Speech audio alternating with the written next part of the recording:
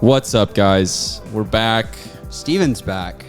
And by we're back, I mean I'm back. I mean, I'm almost as new to this podcast as Carrie is at this point. I haven't been on for the past 4 weeks. It was like pretty funny. When we started this year, I texted Myers and I was like, I'm so sorry. I should have let you know ahead of this time, because I looked at my calendar and it was like 4 Fridays in a row. I was literally out of state. So anyways, I was already booked for 8 weeks and I was like, it's busy. Anyways, I'm excited to be back. Welcome back to Word of Mouth.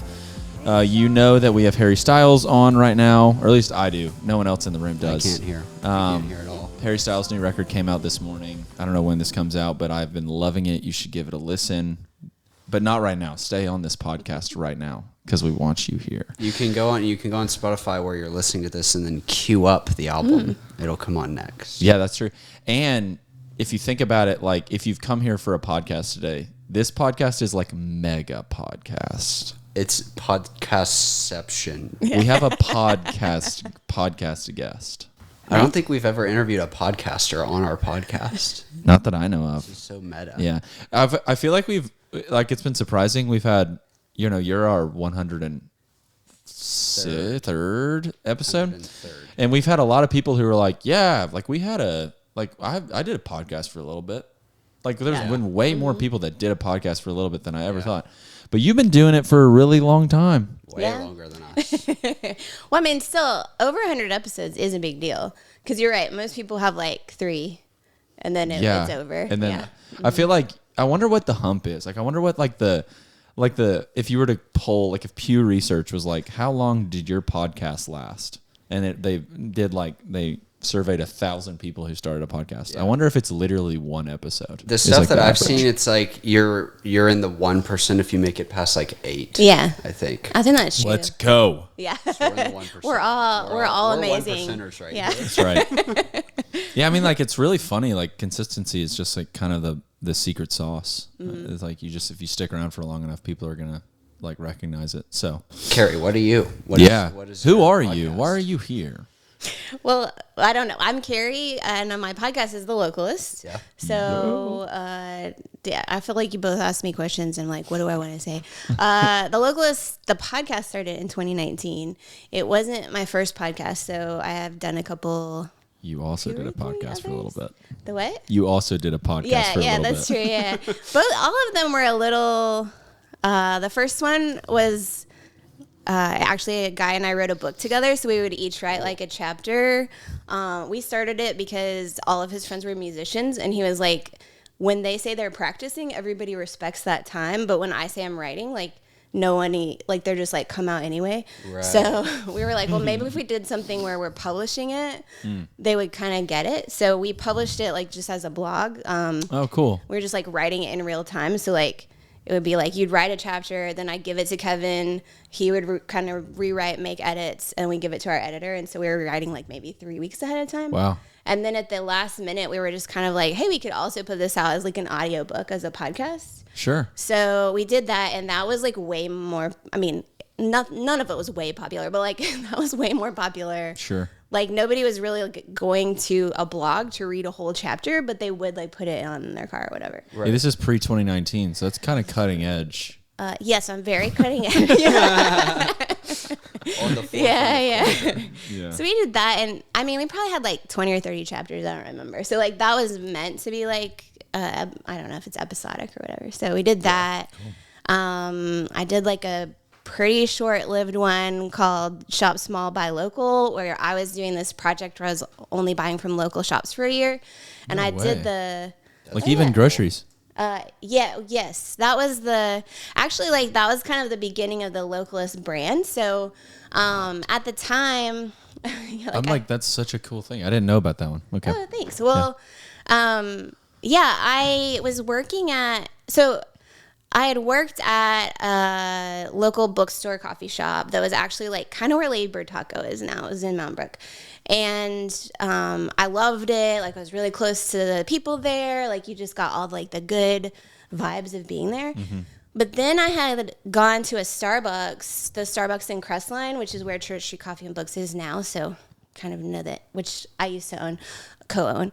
So that was like the end used of to that story. co-own Church Street. Yeah. Golly, we're just there's so many layers here. Thanks. You guys are making me feel super interested. Okay. Also, moment of just like appreciation for the vintage Lane Park. Golly. Yeah.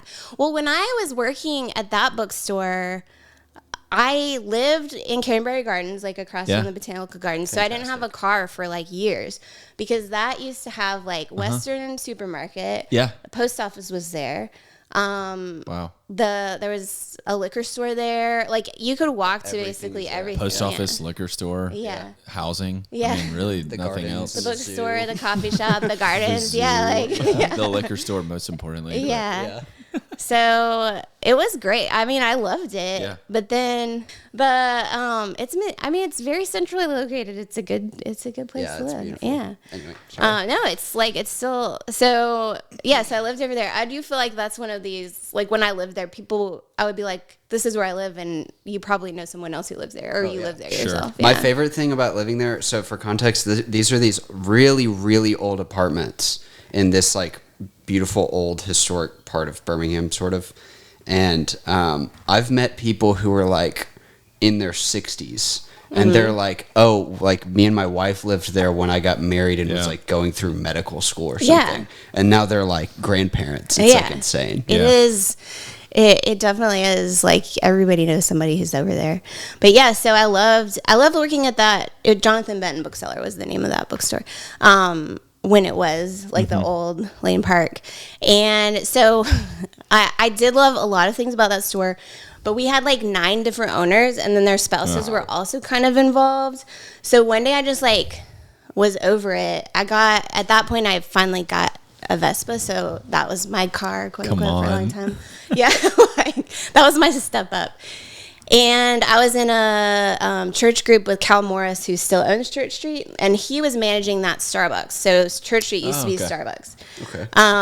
So I like got on my Vespa on my break, went to Cal, and I was like, "Hey, if I quit, will you give me a job?" And he was like, "Sure." Went back to work, and like that was basically like Cal. We had like this community group at church, and like he just basically hired everyone in it. It was like not what Starbucks wants you to do. Yeah. So like. But I had this great experience at that Starbucks too. So like I had a very local business experience, but then I had kind of a similar thing at Starbucks. So then when I started the blog, I kind of thought, I really did it as a writing project because I had like, honestly, it was a very good job, but it felt really soulless to me. I was working at Southern Progress, and I was like, I went to school for journalism, and I wanted to change the world, and I'm writing about lamps, so I wanted to do something like as a writing project. So I was like, I'll do this blog. It was called Shop Small. It's like a Tumblr. I think it's still there. Wow. But I thought it would be more like, at the time I wasn't like super pro local business. I just thought it would be like interesting. Sure. And I thought I'd see pros and cons to each, because that was my experience, like with Jonathan Benton versus Starbucks. Like both of them have pros and cons. And of course they both still have pros and cons, but the more I got into it, the more I was like, oh, buying local is like really good for like people, for communities, for the economy. Like they were just way more pro buying local things. So I feel like now my viewpoint is more just like very pro local, but I didn't go into it like that. Sure. But yeah, I bought groceries. Western was still around then, so I bought groceries at Western. I didn't buy only local products, but that was kind of, so I actually was sort of inspired. I think it was called Eating Alabama. It was some people were trying to eat only from the land in Alabama. No way. And their project was really cool. I think there's a documentary on it, but it was hard.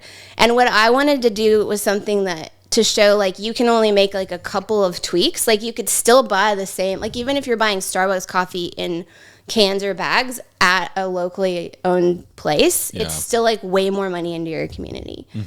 So like the soundbite is, from every like $10 you spend locally, like 7 to 10 goes back into your community from like paying rents, like paying local people. If you buy locally, but only like 1 to 3 if you're buying from like a corporate store. So Was it more expensive to shop Surely, locally? if you're Western and Mountain Brett. You would think. By the way, I said the wrong stat. It's $5 to $7. I was like, $7 to $10. You can't put all the money back. Right. I was gonna say that's Anyway, yeah. insane. Yeah. Say their profit margins. Yeah, it's like crazy. We're just handing the money right back to you. The profit margin is 0. Yeah, exactly. But still, it's like it's like still significantly more. Yeah. So yeah, I didn't do it at first. Like I actually remember, like I was talking to this guy about doing that blog like a couple years before, and he was like, it's going to be too expensive, and I thought it would be too, and so I didn't do it until I had this good job at Southern Progress, and I was like, well, whatever.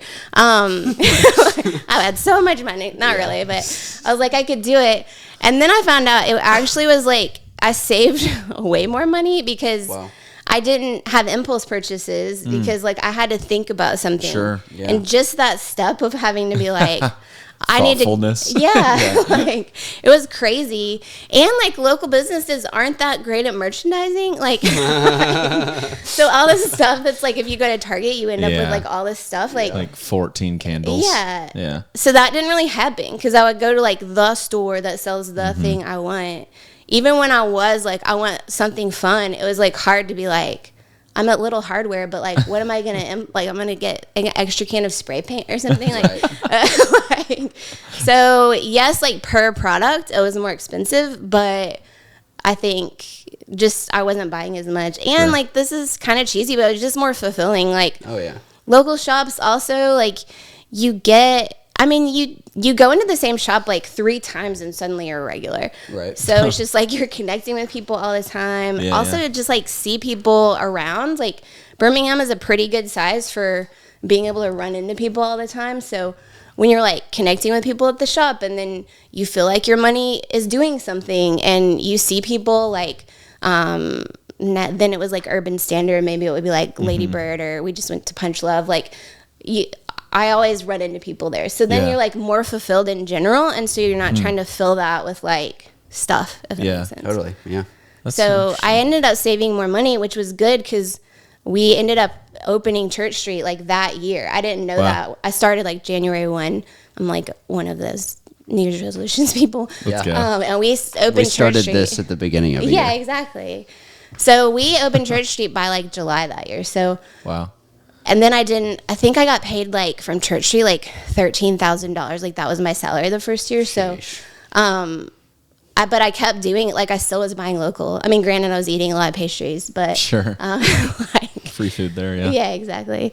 But yeah, so it was definitely like life changing, I guess. Yeah. Yeah. So when does the Localist start?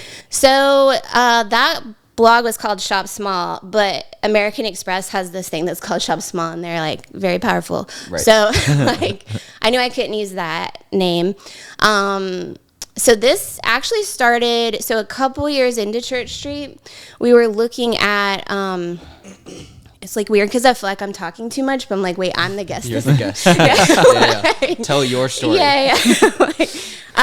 So a few years into Church Street, we had a lot of people who wanted to like self-publish a book, like sometimes fiction, but more like my grandfather was in World War II and we want to tell his story kind of thing. Sure. And I didn't have good answers for them, but our wholesaler at the time, Ingram was the name of the wholesaler, but they were starting a program to self-publish, and they were like, you could do an imprint, which is like a mini publishing house, like through, like the idea was to do like Church Street books would be an imprint. So it's like, you want to publish, you can come here.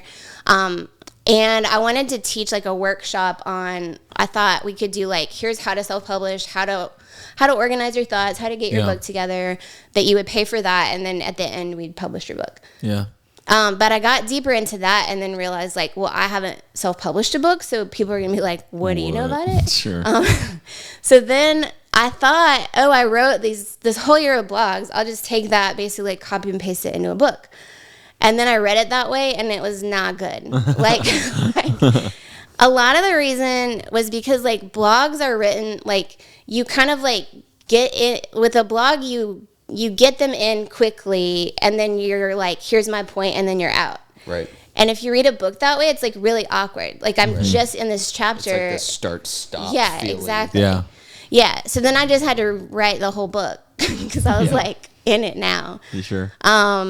So I did the Localist book, and that was what I needed another like name for it. And Sure.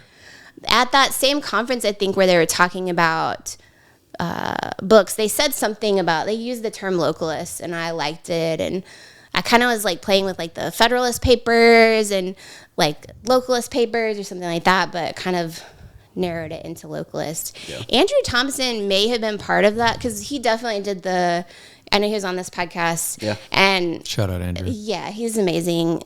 He actually did the Church Street logo, and then he did the cover of the Localist book. Actually, the whole book he designed, which the interior was probably way more irritating than the cover for him. So, because it's like, Book when do you design's, do like, that? insane. Yeah. So we kind of went back and forth, I think, about like how long should the name be and that kind of thing. So that's where Shop Small kind of morphed into Localist for me. Yeah. But the book was way more about like from a local shopping perspective. So the podcast is like a pivot, which was years later, but like the book was more like why you would want to buy local, what's annoying about buying local, why it might be good anyway. And then I also included stuff about Church Street, because like half local buyer perspective and then half like local business owner perspective. Yeah. So was the original vision to basically be a complement to the book more than anything? The podcast? Yeah. No. So I'm trying to think. Okay, so the Localist book came out, I'm really bad with years, but I think maybe 2014. Okay. And then I didn't start the podcast until 2019. I always know that one because it was right before COVID, which was a weird time to start a small business podcast. Yeah. So the reason the podcast started, kind of two reasons. So I had done the book a while before, and I did this like a book tour up the East Coast. So I took the train and like stopped in all these cities along the way. I did a big book tour. Yeah. Thanks. I thought it was, that sounds like fun. It was fun. It was like amazing. It was a really great thing. But I also sold Church Street around that same time. So then my life kind of shifted to be like books and all the stuff that I'd wanted to do forever, and writing a book and a book tour and being like the buy local person, to like being a copywriter, which was also cool. Like I liked it, but it felt like a shift. So it was a few years later. Sure. And honestly, a shop, so Dreamer Supply opened, and they had like an opening party, and it was like, I wasn't invited, which was fine, but my feelings were a little hurt. Caitlin, Alan, I hope you're listening to this. I'm just kidding. They're awesome. They're amazing. But it was like the thing where you see something happening and like all your friends are there kind of. Sure. And I was complaining. It's my husband now, but he was my boyfriend at the time. And I was like, oh, I wish I were invited to this. And like, one of the great things about Russell is that he will tell me the truth and not what I want to hear, which is also annoying but good for growth. Sure. Yeah. So instead of being like, oh yeah, they should have invited you, he was like, well, yeah, that's because you abandoned the Localist brand. I don't know why you did that. I mean, he was like, of course they didn't think of you. Like, you're not doing this anymore. Why would they? Yeah. So that happened, and I was like, okay, you're probably right. And then, like, I was actually living in Canterbury, the apartment complex, and I couldn't get back to my apartment one day because the marathon was going by. So it, like, started early at a coffee shop, tried to get home, couldn't get home. So I just, like, coffee shop hopped the rest of the day. And every coffee shop, I would see, like, somebody I knew who's a local business owner. And once you own a business, like, it's like as soon as you start sign the lease, people are like, oh, I'll tell you everything. Right. Like before, and I understand this, everyone's like, oh, I want to own a coffee shop. And I'm like, yeah, okay. Like, I have this conversation a lot. But then once you're serious, people are like, okay, I will tell you what's going on. Yeah. Interesting. Yeah, so at that point, I'd already owned Church Street, so it was like, I mean, like, I remember in particular, I think I was at Birmingham Bread Works and ran into, like, Nathan Pocus, who owned Stone Mystique. And we were talking about, like, I don't think they ever did this, but at the time they were like, well, we're thinking about maybe expanding in the Gulf Coast. And I was like, oh, I grew up in Pensacola, so you should talk to this guy. And just those kinds of conversations. And I was like, I love these conversations. So for one, I would like to have more of them. Also, that dynamic where before you start a small business, when you really need all of the advice, nobody's talking to you Right. because there's a million people asking them for advice. So I was like, I like the idea of doing a podcast that's like sharing the advice, like what worked and what didn't. And I loved the Localist book and that concept of buying local, and I really believe in it, but it is exhausting because it's like, it's just telling people like, you shouldn't buy from Amazon, you shouldn't do this, like all the things people want to do and are going to do anyway. Right. Yeah. And I also like lean heavily into judgment, and it's not necessarily something I want to fan the flame of. Like, Yeah. So I was like, I kind of like the idea of shifting it. Like, I'm still supporting local businesses, but I can talk about it in a positive way. Yeah. And I don't have to be like, just in case you're wondering, everything you bought today, you should feel really bad about it, you know? Like, That's so so interesting. that was kind of the shift to the podcast. Yeah. Also, at the time, I was a freelance writer, so I was like wanting to start it to stay top of mind with people. Like, so you're like having to put stuff on social, but I'm not going to do a whole social account on like I write things, you know, like Right. it's not very engaging.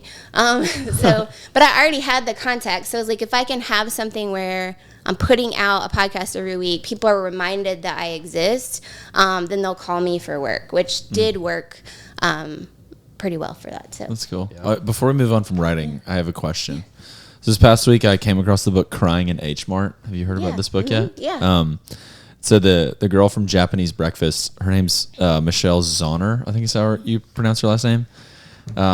She was like going through a really hard time in her life, and she just wrote. She committed to write 1,000 words every day for 80 days. Wow. Oh, So yeah. she literally wrote 80,000 words, which blows my freaking mind. Have you guys heard? I think it's like, or sorry, you could. No, go ahead. I have a question I National want to ask Novel you Writing after. Month is what I was going to talk about, but we can come back to that. Yep. All right. So, yeah. Pin. Yeah. But I think that's crazy. Like I was thinking about that a lot since I learned that probably yesterday afternoon, and it's come back into my mind so many times.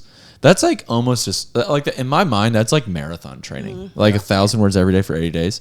But I'm getting to the point, I guess, like just because I've worked at a church for a while, that people have prompted me to be like, would you ever write a book, like more and more? Because that's just like, I guess, a thing pastors do or something.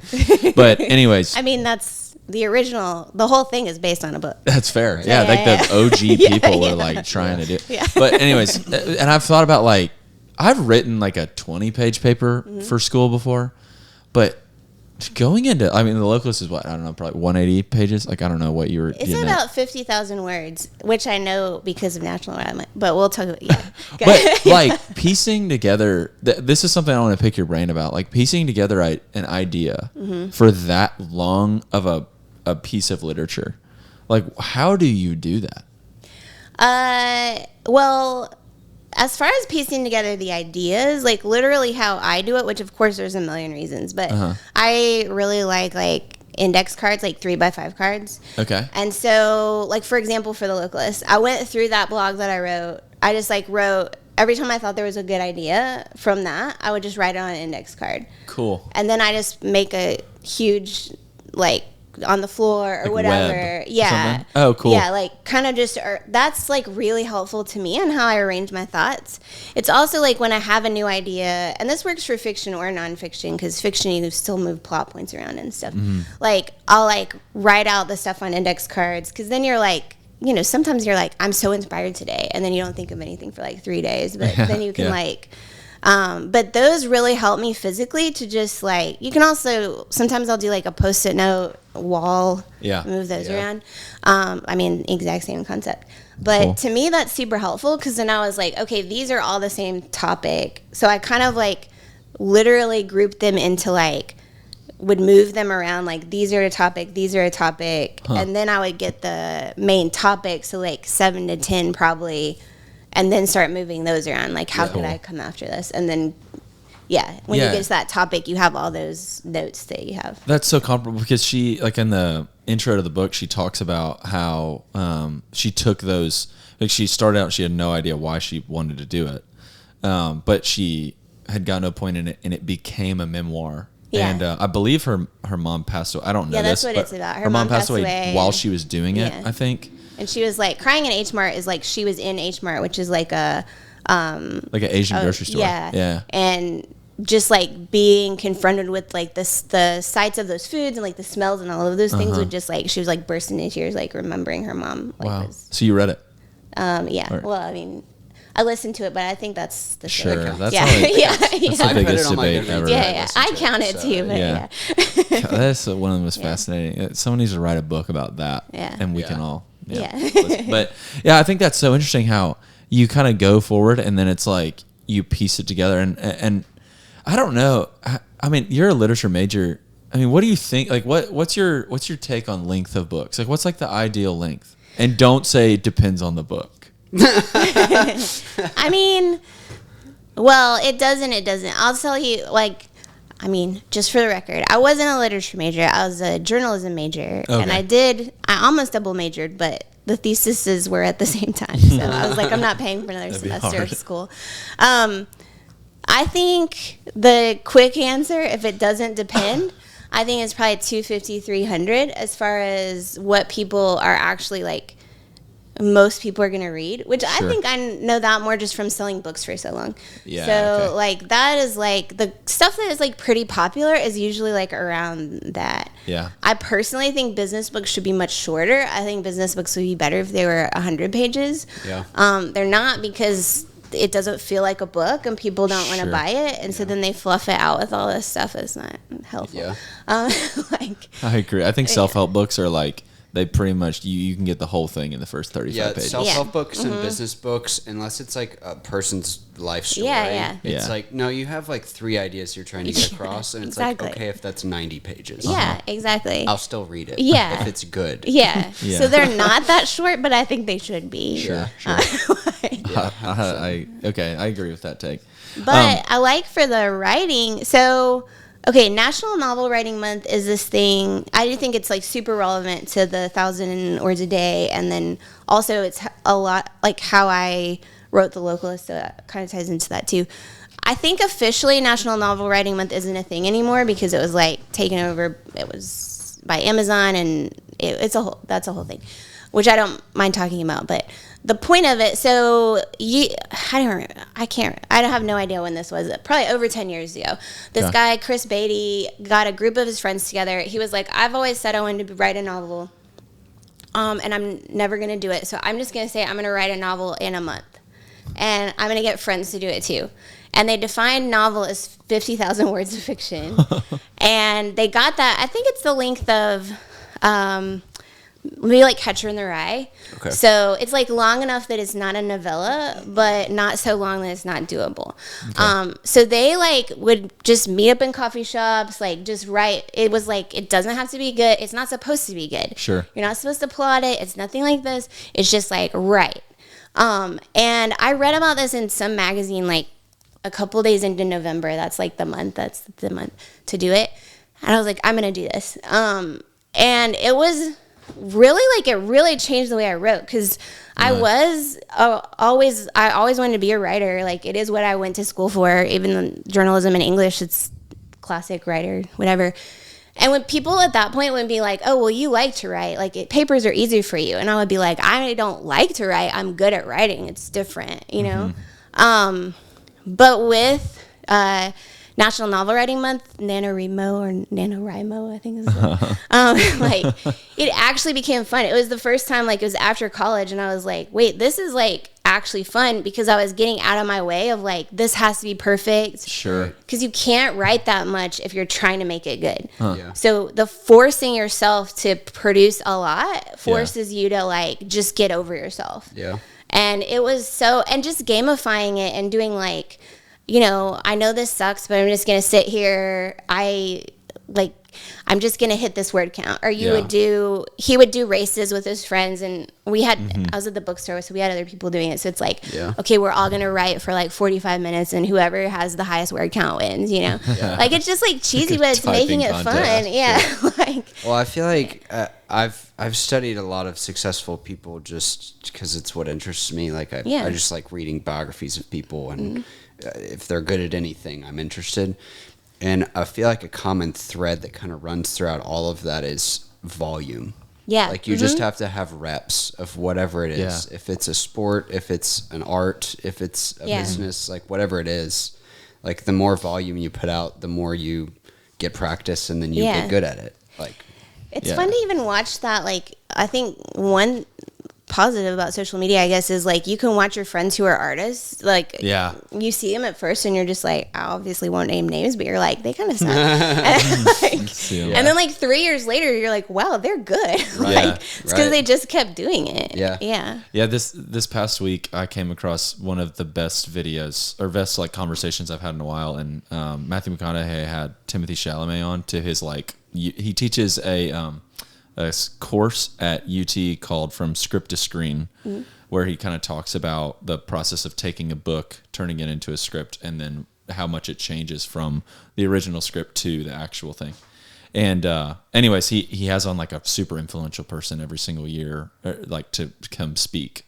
And this year is Timothy Chalamet, right off of Marty Supreme, which is like so freaking cool. And honestly, I don't really care about films that much, but this year I've become more and more into that world because my best friend Cameron loves movies. Anyways, when they're there talking about it, Timothy Chalamet said this like crazy thing, and they honestly said a lot of amazing things. They just kind of passed over because they're like brilliant geniuses. But one of the things that he said that I haven't been able to stop thinking about was they're on the set for Interstellar. Matthew McConaughey's like the lead, and Timothy Chalamet is like this secondary kind of like little brother role. And Matthew McConaughey walks up to Timothy Chalamet and says like, hey, how does that tractor work over there? Like, this is like not during this like actual screening. Like it's just like kind of side by side. And then Timothy Chalamet laughs. He's like from New York City. He's like, Matthew McConaughey's from Texas. So obviously like he laughs because he thinks it's a joke. And then Matthew's like, no, like what, how does it work? And then Timmy's like, I don't know. And then Matthew's like, well, if you lived here, you'd know how it works. So you should know how it works. And then he just walked away. And then Timothy was like, he went home and did all this research about how the tractor worked. And he came back and like knocked on Matthew's like door to his trailer. And was like, I learned how to do it. He was like stoked to do it. And anyways, what he was saying was, or what Timothy said as like kind of commentary on this was, when you act, you are risking looking foolish because it's so external. And I think that's a difference between acting and like maybe someone who's like working at Regions right now, that like they're external to their superior, but not to the world. But they're like external to the world. Like if they fail, like everyone sees it. But anyways, he was saying that, or Timothy said, if you can just recognize that, embrace it, and throw it out the window, then your journey becomes like this opportunity to grow. And then Matthew was just like, yeah, dude, if you're not feeling stupid, you're not taking like enough risks. Yeah. And it was like this crazy thing because I feel like obviously in the curation world that we live in, it can feel like so things. So that's even just like the point that you just made of like, yeah, like I have friends who are artists that are putting stuff out on Instagram, and 3 years ago I was like, this is super weird. Yeah. And then now it is kind of cool to see people grow, and that's something I don't think I necessarily realized coming out of college. Because I kind of felt like when I got out of college, like everything should have been put together in my life, and that's just not how it is at all. Like you're really dumb when you're out of college, and I thought that was like whenever you're like upper echelon, like supposed to run with it or whatever. And anyway, so I like love that idea of like, you know, just fail forward. Like failure is like expected, and move forward. Did you ever like come out with that novel that you wrote during that time that you just kind of like wrote a ton, or did you just finish and it was terrible, or what was it like? Yeah, I just finished and I was terrible. I love it. Like, should have put it out. Yeah. I mean, but it's still, I really did it more as a learning thing. Yeah.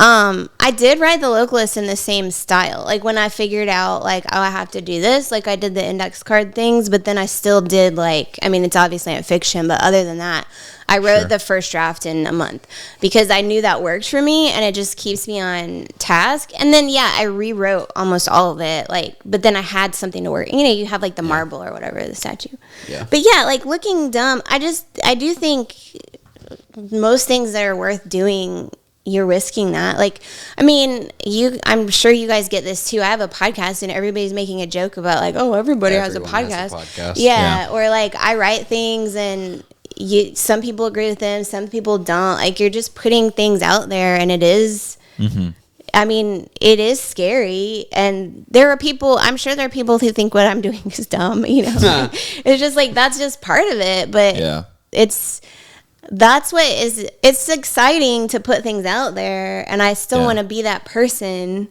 It doesn't mean I don't get in my head about it. Like, I think that's impossible not to do. Weirdly, also, like, adding video to my podcast was like really difficult for me, just because of the vulnerability aspect. Sure. Like, now somebody else is running the tech, so it was easier, quote unquote. But before, it's like, I literally had to pay somebody to help me do my makeup. Like, it was just like, I don't know how to do that. I don't, like, now it's like, this is a next level, so I have to be a next level. Right. That was like so much pressure. Like, so much of me would prefer to still be like in a closet talking on the phone to somebody, you know? Sure. Or at least like my original studio is still basically a closet, even though they were in the studio. But I like that more. But in order to keep growing, I mean, to have a podcast, like, having video is a huge part of sharing it on social or putting on YouTube. And so it helps grow, but it's like, it's always like something else. Like, this also feels uncomfortable, you know? Right. Yeah. Yeah. Yeah. Well, I was going to ask the beginning. So you're talking about having conversations with business owners and things like that. Were you originally going to make it be all about interviewing people? Because I think you've come out with some episodes that are not that. Yeah, I've been all over the place, for sure. How is your journey kind of like? How have you gotten here? What was the ideas that you've tried and didn't work? And stuff like that. Yes, it was originally going to be about interviewing people, because I also missed, like, I started as a journalist. I did really miss, like, interviewing and talking to people. I like drawing people's stories out, like, which I do have an answer to this, but I think a lot of people ask, like, well, who are your favorite episodes? And, like, I can't say every episode is my favorite, because that's not what people want to hear. But it is kind of that. I mean, I think you guys know that too. Like, once you actually dig into, like, hearing about somebody's life, it's fascinating. Right. My favorite episode right now is Liz Allison, because I just finished editing it and doing all the clips for it, and then now I'm working on the next person, and that'll be my new favorite. Like, exactly, and it's so weird because you want everybody to listen. It's like, like, I assume this is like this for everybody. Like, most of my friends could care less about the podcast. So, but it's like, there's such good stuff in here. Like, but yeah. I shamelessly reference our podcast all the time. Yeah. It's like, well, I mean, not that you have to go listen to it, but like, what we're doing is really cool. Yeah, this is interesting, and it's my life right now. Yeah. So, and now I forgot the question. Sorry. The progress of, like, you start with interviewing people, but, like, you know, you try different things. We've done some, like, just us episodes to see how that feels. And, like, have you ever done, like, a monologue episode? Yeah, I've thought about doing that at some point. I haven't tried it yet. So I have what worked and what didn't for that. So like, before the past couple of years, when I did my like a solo episode, it was mostly because I had a guest back out, or something went wrong and I needed an episode. So at first, the first couple of those, I would just, like, speak on a topic. I was informed by my mom that it does not work.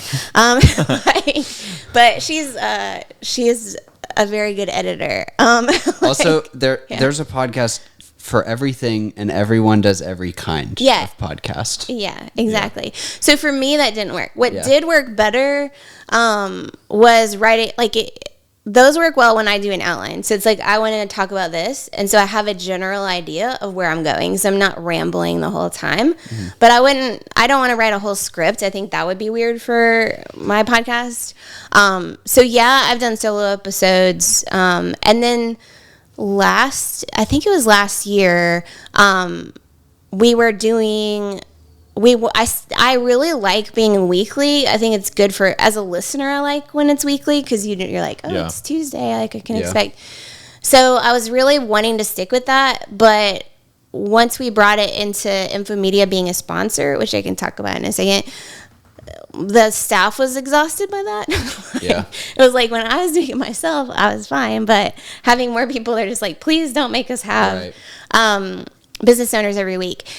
And we so we did like every other week would be a solo episode, and we did those shorter, like 15 minutes.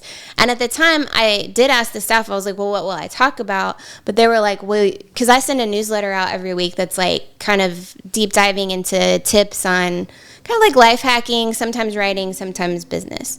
So they were like, well, take your newsletter topics. And so that worked out really well, because those are already like, I've already thought through that. Yeah. I had a little formula. So that's what I was doing last year. And then we had somebody leave. And so like, she just got a good job, another job. And I was like, okay, well, this is going to be too much on the staff if I keep, like, I just want to slim it down some. So then we went to every other week last year, and then we just came back for this season, and we're going weekly again. Oh, cool. So, but those are going to be, I'm going to have guests. I'm still going to do guest episodes. Yeah. So I've gone back and forth. The only ones that did solo episodes that I really liked, and I don't know if other people like these, but I did at Christmas I wrote some stories, like, so they're nonfiction, but they're like about running a coffee shop and bookstore at Christmas, so it was like about Church Street. Yeah. So I wrote those as like actual like nonfiction but essays, and then I like read those. I didn't do those extemporaneously. Yeah. But I'm proud of those. But for You're me, like literature major shows sometimes. Yeah. You use like 7 words. I'm like, what did you just say? Extratemporally? What is extemporaneous, like it's just like off the top of your head. Yeah. Off the dome. Yeah. off the dome? Yeah. That's funny. Yeah, you said novella earlier. I was like, okay. Just a love it. short novel. Yeah. Just like it's good to use an impressive word for something that's Right. actually quite simple. Yeah. Just kidding. It's not. Have you had any like fall flat on your face failure moments? Because like one of the episodes we did was the high dive guy, Bart Stevens, and I had two things. One, we get to the end and my camera had died, so who knows how long I did or didn't record for. And then 2, I go back and I'm listening and I'm editing, and I realized that the microphone that I used didn't work. Oh my gosh. And so my voice, which I was like asking questions and talking a lot because I'm a host, I had to like capture the room audio and then like edit the heck out of it to make it not sound like cars are just driving by the whole time. And that was really rough. That was tough. I haven't had disaster. Well, I've definitely had some almost disasters. I've actually had that happen more on I sometimes I'll interview like family members, like especially like older family members, like of their stories. And so I did have one of those that the mic didn't work, and luckily I had my iPhone sitting there just in case, so I did get it, but it was like, oh no. But I've definitely had like calling the sound engineer at the last minute. It's like, what is happening? Like, I don't understand. Yeah. We had a fire in our building one time when it was smoke. Which usually means right. The fire department came and there weren't flames yet, but the guy was like on our block coming to the podcast, and we had to be like, oh, never mind, and then call him like, actually it's fine if you want to come back. That was Alex from Deli Ole. You just said that your building was on fire and yeah. now it's okay. It's like, don't worry about it, we're good. Stern That's funny. So that was weird. I did have one episode that I just didn't run. I just told her I told her the audio messed up. Yeah. I'm confident she won't listen to this, but because it was so bad. The only way I could have run that episode is to say, you're about to hear an example of how not to run your business. Everything she said was like, this is a terrible idea. But I was like, I don't want to do that to her. Yeah, that was my other question was, have there been any episodes that you just straight up scrapped? That one, yeah. And then sometimes the guests scrap their own. So one guy I don't know him super well, so I won't call him out, but he called me like a week later and was like, or a couple days later, and was like, I would love to re-record that whole thing. I was like, okay. And then Seth Newell I will call out because he's a friend, but like he like showed up at the office, wanted drinks, it's like the first time in the history of Infomedia there was no beer in the building, so like I had to like go to Hop City, buy him alcohol. Then we did a whole episode. Then he was like, I think I could do better. Let's do it again. Oh. We did it again. That same, like, just immediately started rolling. I was like, I'm going to kill you. Yeah. And then he kept referring to stuff that was in the first version. I'm like, you told me to scrap it. Yeah. Oh, I had one friend who we recorded with, and I thought the episode was one of the funniest episodes that we've done because this was like one of my funniest friends. Yeah. And so we have another friend, Jacob, who's helped us record a lot of episodes. Yeah. And it was one of our music buddies. And he was like moving to LA because he got like a crazy studio job, and it was like chance of a lifetime type experience. And so we wanted to talk to him about that. And we talked, and like half the time we were just like chit-chatting because it's like a buddy of ours we've been friends with for years. Yeah. And like so many random bits and funny and all this. And then like at the end, you kind of get serious and you talk about like what he's actually doing. Yeah.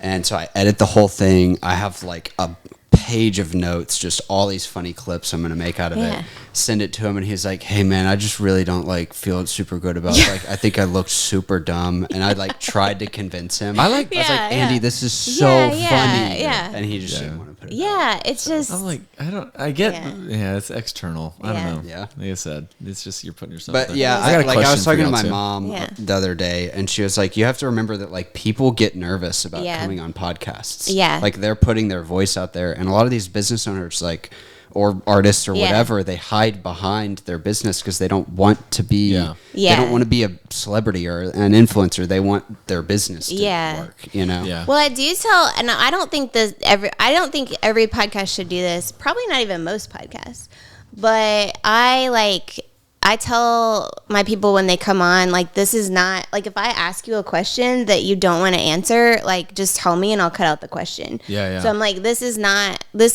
supposed to, like, call you out. Sure. So I think that does put them at ease. I mean, it's, of course, annoying with the edit when you have to go back and you're like, oh, I wish I hadn't said that because now I have to edit it out. Sure. But there'll be people, like, there are plenty of people. Sometimes it's as innocuous or as, like, somebody, I was like, I love your text ordering system. And she was like, we're phasing that out next week. I'm like, okay, well, I'll put that. Yeah. Sometimes it's like, I was like, how is working together with your wife? And he was like, not good. He's like, I don't want to talk about it. She's taking a step back right now. Yeah, like, literally, that's what was happening. Yeah. Like, they're fine. This was years ago, and their marriage just seems good. So, but I was just like, okay. But yeah, so that sometimes or somebody will be like, yeah, I probably shouldn't have said that publicly. It was crazy. There's this guy, Andrew Callahan, he had on, he's like a critical journalist, and he had on the guy that walked into all the daycares in Minnesota, the fake ones. Mm-hmm. I forgot that guy's name. It's like Nick or something, I think. But anyways, he put out the podcast with him, and I'll leave it to y'all to go watch it. But that guy's like really dumb. Yeah. And that was like what the podcast revealed. Yeah. And Andrew Callahan thought that I'm assuming he thought it was going to be just like another critical journalist. Yeah. But this guy that he had on, Nick, I guess is his name, was like genuinely like could not keep a train of thought to save his life. Mm-hmm. And so essentially Andrew put out the podcast with Nick, and then Nick responded with all these TikToks and Instagrams being like, F this guy. And then literally the day after, Andrew went in and literally screen recorded like his edits he had to do. Yeah. Of like on what's the Adobe program for like Final Cut? Yeah. On Final Cut. And like how many A-roll, B-roll switches he had to do, and how many times he had to edit out him being like, like, and it was insane. And I don't know, Myers edits our podcast, so maybe he does this for us too. But like, it was like 50 times more than I think Myers has ever done. It was crazy. But that's like this guy makes probably millions of dollars doing this. This is a little bit different, but yeah. It is exhausting, like, because I used to do my own editing. Like, now we have other people do it. Yeah. But up until like maybe a year ago, so I was just using GarageBand because that's what I knew how to use before we did video.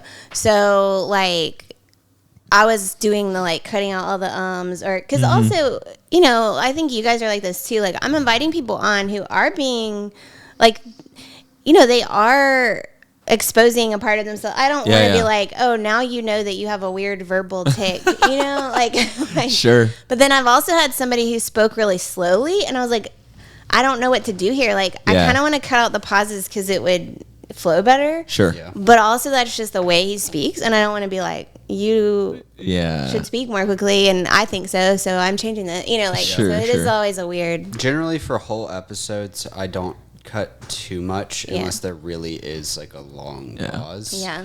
I like every now and then I'll lose my train of thought and I'll be like, hang on Yeah. 1 second. Yeah.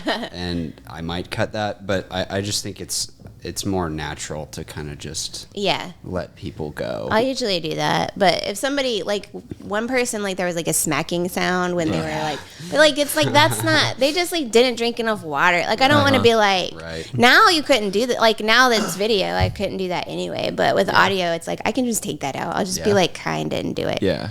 But What do y'all think is the hardest part about having a podcast? I think booking is the hardest part. Yeah. Like, I Yeah. mean, because and I don't even do it anymore, but just like I mean, almost like you mentioned, I can't remember if we were talking about this before the show, but like, no, you did in the intro, like not realizing like, oh, I'm not going to be available for 4 episodes. So maybe not booking so much as scheduling. Yeah. Like figuring out when does this work for them? How do we keep it like, because Yeah. like during COVID, I had to record and get it out like 2 days later because things were changing so much. So now I kind of pre-record, like we're ideally running a couple weeks ahead of schedule. Yeah. But during COVID, it was like they would be like, well, now that we don't have to wear masks anymore, but it's like if I wait 2 weeks, like suddenly we're back wearing masks, Yeah, you know, Right, like. right. So that was exhausting with people just mentioning stuff that just happened, Yeah. which at that point we were going so fast that Yeah. it was fine. But now it's more like, oh no, like this will run for a month and they don't know that. Yeah, I think probably scheduling is also what I would say. I do most of our scheduling, and it is like I've got a decent flow of like, let me send you some dates. Yeah. Tell me what works for you. Like, I think the harder part is I love to record at people's places if we can. Okay, yeah. And that adds a lot of complexity because, like, when we interviewed RMR 4x4, the car dealership downtown, it's like they didn't close up shop, but they Yeah. basically closed up shop for like 2 hours so we could record in their Yeah. dealership. And it's like, Yeah. that's a big ask on my part, but I think it also it adds a lot to the story of like what we're telling. Like, Yeah. dude, look at what these guys have done. Yeah. Like, Yeah. this place is like sick. There's Yeah. kayaks hanging from the building, Yeah, like, on yeah. the roof. There's like old cool trucks in the Yeah. background. Like, this is sick. you Yeah, that's awesome. know? But Yeah, I think it's hard to record on site. I mean, I guess I never really did that just because I'm so bad with the tech. So, like, I don't know how to make it not sound super echoey. Yeah. So I try to limit as much. But that was really rough during COVID, too, because everything was remote, obviously. So then, like, they were having to set up their own side. So Yeah. that was just, like, walking them through that was always interesting to be like, you literally click on the button or explaining like, please, you Right. have to wear headphones. Like it will Right. feedback. Yeah. Like, right. but that was also just weird because, you know, I started this like to amplify small businesses, and then immediately it was like all the conversations were like, my business is dying, you know. Like it was like Yeah. like I think Piper and Lee for the first people I had on, like, which I know them, like we've done like personally / professionally, like we did some. Rev Birmingham used to do this thing called the Big Pitch, which was like Shark Tank, but for Oh, yeah. Birmingham.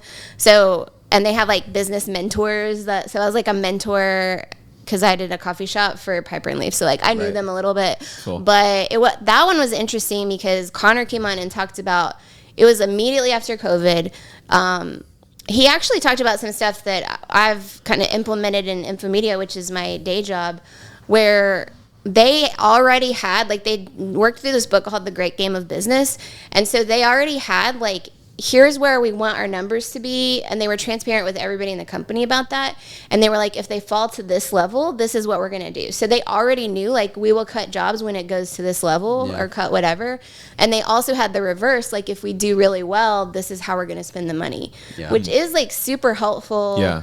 in a business or even in personal life, because in the moment, so he was like, they were having to go through all the emotions of like having to lay off staff or close places, but at least they didn't also have to make the decisions in that moment. Yeah. And then, and then he came on toward the end of the pandemic too, and it turns out their business did great because they built up their website. Oh, cool. And so then like their website became a huge driver and still is, whereas before they were more focused on brick and mortar. Right. So anyway, there are tons of really, like someday I want to go back and look at all those COVID stories and be like, this is like running a business during COVID. But I mean, it's always hard to revisit. Yeah, we joke all the time about how, like, especially with all the restaurant owners that we've interviewed, there should be some like master playlist of clips where people talk about COVID. Yeah, exactly. Because it's always like a big piece of their story. Yeah. It's like we opened up and signed our lease, and then 2 weeks later closed our doors. And it's like, what the, like, how do you survive? And then they worked through it. Like, it's well, it is crazy. a master class really in running a business. I mean, restaurants in particular, but like, because you're like pivoting like crazy, like just pivot. I mean, that was like the word of the time or whatever. Yeah. So it was really interesting to just see like, what are people trying, what worked, what didn't, who, I mean, because it matched, obviously, I mean, changed everything. But it was really weird to be like sitting in my own closet, like a closet under, my closet was under the stairs. It was in Canterbury, like where those, like, so like Harry Potter in there, calling people and being like, is your business dying? Like, you know? Are you okay? But it was interesting. So how did you end up at Infomedia, and then how did that partnership work out? I feel like nothing I say is a short story, so I'm sorry for that. No, that's the point. So originally I ended up at Infomedia. It was like just a few months after we had started Church Street, and somebody I used to work with at Southern Living had gotten a job at Infomedia. So Infomedia is a web development company. Okay. And she called me and she was like, please take some work. We hate all of our copywriters. They were freelancers. They weren't like staff people. Yeah. So I started freelancing really just to like do her like a kind of a favor. Yeah. And then I really liked it because, and I loved Church Street, but one of the things I'd really loved about working in bookstores and coffee shop before is like the camaraderie with the staff. And you lose some of that being the boss. So you're just like, this is a great story, but I really need you to restock the pastry case. So it's just like, it did feel, I mean, the staff at Church Street was amazing. Like, a lot of us are still like really, really good friends, but it's just different, you know? Yeah. Which I do think is really important for bosses to realize. Like, you're not going to get invited out. Like, and you should be okay with that. And also, like, sometimes people are going to talk crap about you just because you are the boss. Sometimes that's because of you personally, and sometimes people just need to blow off steam and be mad at the person in charge. And you have to, like, be okay with that and not get personally offended if you run a business. Like, anyway. So, but I liked going to Infomedia because it was like it's like I was one of the group again. It was kind of funny because the very first, I've only had one client at Infomedia who ever was like also a Church Street regular, but it was the first one. And no way. Yeah. And Jason, who owns Infomedia, had said, hey, when you come, can you bring some coffee and tree huggers and we'll just pay for it. So I did that, but then the client, I realized halfway through, thought that I just brought the coffee and just sat down and like stayed. Like, he didn't realize I was working there. So like I had to like bring some stuff up about writing and like ask questions that I knew the answers to be like, I'm legitimately here. That's hilarious. But so I just kind of kept freelancing for them the whole time I was at Church Street. Cool. And then I think this is a funny story. This is a very like Jason, my boss, like Jason and Carrie dynamic story. So like I had gotten another job offer when I was selling Church Street. And so I went to Jason and I said, like, I'm not going to be able to freelance anymore because I got a full-time job. And he said, well, how much are they paying you? And I told him, and he goes, well, I'll give you $10,000 less. Okay. but for 3 days a week. Okay. And so I was like, okay, awesome, sold. Yeah. Yeah. Because then I hadn't told most of my freelance clients I wasn't freelancing. So then I got steady money, but I was off more than I was working. Right. Right. Yeah. So, but that's very much he'll be like, well, what about this? Well, I'll pay you less, but whatever. Yeah. Which is originally why I started recording there. Because he also, so I worked 3 days for a long time. And then he asked me to come on full time. It wasn't a VP role then, but it was basically the role I have now. And I didn't want to because I liked what I was doing. And I think I'm good at managing people, but it's not the most fun thing to do. So I was like, no. And he was like, well, what can we do? And I said, well, I'm about to start this podcast. That's what I'm trying to do. Yeah. I'm not trying to do this. And he goes, well, what if we build you a studio at the office? And I was like, okay. This is a good trade, I think. Yeah. I mean, it was just acoustic foam on the walls, but still. Sure. So at that time, I was still doing it all outside of work. So I had somebody, her name is Michelle Spitzer, who worked for me at Church Street, who wanted to she volunteered to do show notes. So she was she wanted to learn how to do a podcast. Oh, cool. She was awesome at it. She did it for a really long time, totally for free. She learned everything she was going to learn from me in the first 2 weeks, but she kept doing it. So she was doing that. And then part of my Infomedia deal too was that one of our devs is also a musician. And so his name's Brad Davis. And so Brad would also edit the podcast, just the audio quality or whatever. So that was part of the deal, that once a week I could send him an audio file and he would make it slightly better. So that's what I did. And I did everything outside of hours. So it was after work and on the weekends, but I could use the building. So I did that for most of the time. And then in maybe 2023, my husband Russell was opening Om Jiu-Jitsu. So that's his business. And at first I was super involved in starting Om. We actually, before he had this business partner, he and I had incorporated together at first, and we dissolved that and changed the name and stuff like that. But I had gone through the process before of signing leases, all the starting a business stuff. Yeah. So I was really involved. And then Russell was like, I'm kind of worried about this because you're a huge part of this now, but then we're going to open and you don't do jujitsu. Right. So I'm going to have my dream that I've wanted forever, and you're going to just be left out. And he's like, I don't know if you're going to be happy with this. And he's like, I love everything you're doing, but it might be better to focus on what do you want to be doing? And can you be building that so that you have something, which was really helpful because jiu-jitsu is a super tight community. Yeah. And I'm part of that in some ways, but it's not, I have done jiu-jitsu and I like it, but it is. You've rolled. Yes, I've rolled. Yes. But it's very consuming. Yeah. To be good at jiu-jitsu, or just even to enjoy it as a normal workout, you can do it once or twice a week, but not at first. You kind of need to have a few months of ideally going 2 or 3 times. Otherwise, you're just getting smashed all the time, and it's not super fun. Yeah. Some people, it's immediately. And I actually really enjoyed the workout. I just didn't want to go relearn. I didn't do it long enough for it to be second nature, and I didn't want to go through that 6 months of relearning. Yeah. Also, I didn't want to be he was just starting this gym, and I didn't want to be oh, I'm the wife that plenty of wives do jiu-jitsu.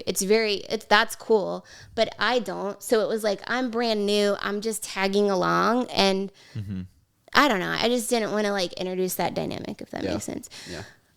So anyway, I looked at what I was doing. I was I'm spending all my free time on the podcast, and I really want to be a writer. So I do kind of need to make a decision of I need to be spending this time writing. So I quit the podcast. I thought forever really was a year. And then Jason, my boss, came back to me the beginning of like maybe the end of that year, and said like, hey, would you consider bringing the Localist back, but Infomedia would sponsor it. You'll still own the brand. You can still decide like who's coming on. Like editorial control is still me, but he was like, we'll support you in doing it. Because Infomedia is, now we are doing this, but he wanted to sell podcasts. And so we sell like podcasts to our clients, and we sell like come in and do like social media clips and stuff. Cool. So he's like, this will be good for us because we can get our reps in and we can have an example of what we do. I was really nervous because I was like, what are you looking for? Because all the time he compares my podcast to like the Conan O'Brien podcast. And I'm like, I'm never gonna, it's not the same thing. Yeah. So I was like, I don't really want to share like my stats with you because you're going to be disappointed. Right. But he was like, I just want a business owner to walk through the front door every week, because so much of Infomedia's business is just like people who we know. Yeah. And I was like, okay, well, that I can deliver. Right. So then we brought it back, but now it's all on, mostly, but pretty much on company time. And I have like a lot of help in putting it together now. Cool. That's so cool. Yeah. Dream gig. Like Taylor. Yes, been Taylor sitting in is the room the here. whole time. Yeah. So Our producer. Taylor helps me figure out like who is even going to be on, which is really exciting because I've had tons of people help me through the years, but Taylor actually cares about small businesses. Yeah. Let's go. like a lot of people are like, oh, cool podcast, but whatever. But she's like always bringing like really good ideas. We have somebody else who schedules people, so they'll actually reach out and be like, Taylor will do it sometimes, but Hannah will do that. And then we always have somebody in the studio. So before, it was really weird to go from doing like everything to now, like I comment on the guests. Like I'm kind of the final like yes, no, whatever. We try to limit the coffee shops. Like I try to only have one coffee shop a season. That doesn't always work. I feel like I'm going to have a whole series of like owning a coffee shop. But those are easy for me to prep for since I own a coffee shop. But so I'll weigh in there, and then I do the research. Like that's mostly what I'm doing. Like I'd like to do that myself just because I like to just try to see what is out there about the person. So I do that, and then I'll write questions. I usually don't use all the questions, but that's like a good process for me to just have thought through it. And then I promote it on social. But all the rest of the stuff, inviting people, like scheduling, getting the room ready. Like Taylor literally makes coffee for people before they come in. It is so nice. That's awesome. Like they'll think of everything. Yeah. She's drinking 7 Brew, so I don't know if I trust that very much. But I'm drinking Punch Love though. You gotta be like official. Yeah. Do you have other podcasts that you take inspiration from? Do you listen to podcasts much yourself? Yes and no. I think I go through phases of podcasts, if that makes sense. Yeah. The Tim Ferriss show was what I really liked when I started. Like that was kind of, I was trying to do more of a local version of that. Which is weird because how I built this is actually like the more equivalent. I mean, not equivalent. They're better than me, but like but kind of very similar format, just with bigger companies. And I listen to that a lot now. I like Amy Poehler's podcast. Trying to think, I should know more. I do like, I also like a lot of audiobooks. So I feel like I go phases of like podcasts and then audio. Yeah, I do the same thing. Yeah. I listen to so many podcasts. I've had to like dial it back and be like, what's actually helpful and useful in my life. And not everything has to be helpful and useful. Like I'm very into cars. Yeah. And so I have a couple podcasts that are like just guys talking about cars and only cars. Like my favorite podcast probably is Chris Harris on cars. He's an auto journalist in the UK. Yeah. And they will have conversations about like, what is the best wing mirror on a car? And it's like only real nerds are really going to dive into that. But there are others that I'm really actually trying to learn a lot from, like David Senra's podcasts, Founders, and then his self-titled podcast. Yeah. Where he's like founders. He's reading biographies of like the world's greatest entrepreneurs and then like writing an essay about it. Yeah. And his is a monologue. So that's where I'm like, he's very successful doing like basically a written essay. Yeah. You know? Or like Tim Dillon does that. Yeah. Like he just off the cuff just he's amazing at talks, like, and I can't comprehend how he does that. Or there's Chris Williamson's or Joe Rogan's or Theo Vaughn's who are like actually interviewing people most of the time. Yeah. So I feel like I take like little pieces from each of those. Yeah, definitely. This is so random, but I was listening to Marcelo Hernandez on a podcast, and he was saying that he used to open for Tim Dillon. No way. And and the way he got that is that I think he had to connect with Tim Dillon for this like commercial thing he was doing, and so he had his contact info, and then he saw Tim Dillon was going to be in Miami, so and that's where he lives, so he DM'd him and was like, hey, I want to open for you in Miami, and Tim Dillon literally replied, I don't care. I was like, that's just so Tim Dillon thing. Cool. But then he took it to the promoter. He's like, see, he doesn't care. He's fine with it. And they were like, okay. So he opened for him and then opened for him in like a bunch of cities for a long time. That is awesome. That's fantastic. I feel like my husband also has like Tim Dillon to this sweatshirt that's like fake business. Yeah. And it looks like the Enron logo kind of, but anyway, so that's so I feel funny. like that's a very like the opposite of the Localist, or maybe not. I don't know. Have you had any like crazy random experiences that have come from the podcast? Like we interviewed this one guy. His name is Nordista Freeze. I don't know what his actual name is, but he drove down from Nashville with a friend. So he hitched a ride. His friend was coming down here to take someone on a date. Yeah. And that was how he hitched a ride.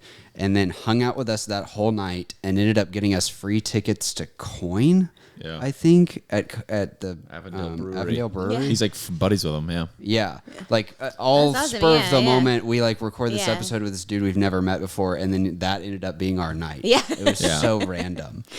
I don't think there's anything direct, but I do think just because, again, Birmingham is like a small town but a big town, so I think there's a lot of stuff where I'll connect with people later because they were on the podcast, or it's easier to connect with them. Like, this is not a great example, but I had Lady Bird Taco on, and I didn't really know them well at the time. I probably don't know them well now, but now I'm there like constantly. So everybody, all of the people who work at Lady Bird know me. Everybody at Infomedia are like, if Carrie's not at work, she's probably at Lady Bird. Yeah.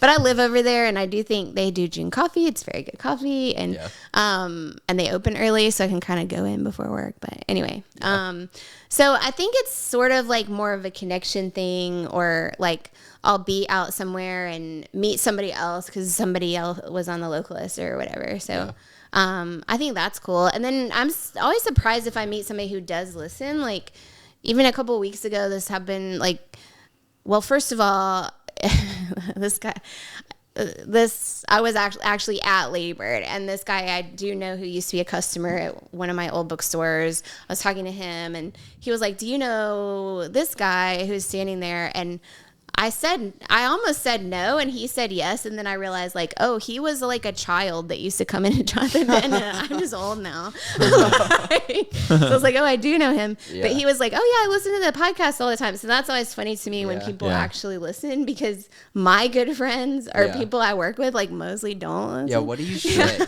I never know what to say when people, other than like, thank you. Well, that's all. I think that's all you can say. Like, thank you so much. like I literally go into like extreme detail about how frustrating the podcast is. No, I know. It's like immediately I kind of want to be like, I just like self-deny, like 100%. I'm like, self-deprecation is the only answer in this moment. Yeah. You're like, it sucks, doesn't it? I don't know. It's just worst case. No, I usually just say like, I usually will just bring up like what was the episode they listened to, and then I usually am. I don't know if people like know this, but I feel like as a podcast, like, your first time having a conversation with the guest is usually that episode. Yeah. And so I usually just talk about how I responded to whatever guest it was. Because Yeah. there's like kind of probably 50% of people that listen to every one of our episodes because they're like cult listeners, I think is what they're called. And then the other 50% are just kind of like showing up to the party because they know the guest or something like that. Mm-hmm. Well, some episodes it's like 90% because that person has a big following or something. But so anyways, I kind of like it when Hannah came on. Hannah's like probably our highest grossing episode, and a ton of people asked about that one. And I was like, dude, she's freaking crazy. Yeah. I'm like, she's awesome. So awesome. Yeah. But I love Auntie Donna podcast. I've been like going back to that lately. They're a group of Australian comedians, and I listened to an episode the other day, and they do a bunch of like. I don't know, like let's say like exploration of what comedy can be on their podcast. And so a lot of times they have like I forget what it's called, but they have like a royal family that they'll act as for an entire episode once a month. So they have Queen Pissbottom is the queen of the world. But anyways, I listened to one the other day that was the entire episode, hour long, was an intro to the episode. They were like, "What's up, guys? Welcome!" With the freaking what is it called? Like the copyrightless like music. I forget what that's called, but it was like one of those like very ordinary copyrightless like intro songs. It was so freaking funny. And then Fairburn, Fair Enough is their podcast. There's 2 comedians from Australia as well. They started recording again, Myers. They were podcast for a really long time. Then they were a Spotify podcast when Spotify really tried to do things, and then Spotify dropped everyone except for Emma Chamberlain and Joe Rogan. We hate Spotify, but like Spotify is becoming more and more hateable. By the way, that's something that we should talk about more. Apple Music is like slowly becoming just way better, which is interesting. Which is weird because they were like more of the podcast platform for a long time. Yeah. So. And then they treated a lot of the people that didn't make the vibes. But also there's a bunch of other like independent podcast groups now. But that's why they're back. Is because they got to deal with like some other thing. Anyways, I wanted to answer your question, Myra. Carrie, this has been absolutely amazing having you on. Thanks. Yeah. Yeah, I've really enjoyed it. Again, I feel like every story I'm like, well, let me tell you 5 stories to get to that story. No, it's perfect. It makes you a good guest. It's so cool. We don't have to work so hard. Yeah. What are you working on now? Like, what's the future looking like? Where can people find you? Yeah, I'm on social media at C Rollwagen, so Carrie Rollwagen. I have a weird last name, so it's convenient for stuff like that. Yeah. This is how you want to spell. Yeah, it is Ian, not Owen, but honestly, you'll probably get there. It's fine. So everything I'll put out, especially on Instagram, I've been lazy about TikTok recently, but that's good. The Localist podcast obviously is every week, and then we actually are doing a live event of the podcast starting we just started in March, so it's called the Localist Lab, and we're going to be at Saturn and Lady Bird Taco sponsoring. So come on, that was a good that's huge. Yeah. So we'll have free tacos, free coffee, and that I'm kind of bringing in experts from Infomedia, Uptick Marketing, and Tempo websites to talk about stuff that's relevant to small business owners. So it would be small business owners, marketers, and anybody promoting your own stuff too. Yeah. What I want, somebody was asking me this week, what makes it different than other stuff? I'm like, I feel like so much is just a sales pitch for something else. I hate that. Yeah. Or when you go to a talk and half the talk is about why the subject is so important, and you're like, yeah, I came to this. Yeah, I know. Yeah. So I really am kind of a stickler for making sure we have a lot of DIY stuff that you could leave and actually do stuff. Yeah. And not just be like, you should actually buy this. Because I'm just I like the DIY side anyway better. Yeah. So, when is that going to be? It's the 3rd Thursday of most months. Okay. But you can find I have links in my Instagram bio. There's information on my website, and Infomedia has the same. So sweet. That is the big new thing we're working on. That's awesome. And you can catch us, to pump myself, you can catch us on your podcast. Yeah. Yes. Presumably, I don't know, sometime in April. Yeah. I think it'll be out in April. So we'll promote all that. So we'll promote it. You just keep looking. Yeah. You'll see it. Yeah. But yeah, social media and the Localist podcast are pretty much Yeah. the thing. So Fantastic. Love yeah, it. thanks. Well, cheers, everyone. Thank you so much for being here today. And yeah, shop local. Always. Yeah, definitely. We love Birmingham, and we want you to as well. And there's a common phrase that they say in the furniture business. I think it goes like, Chairs.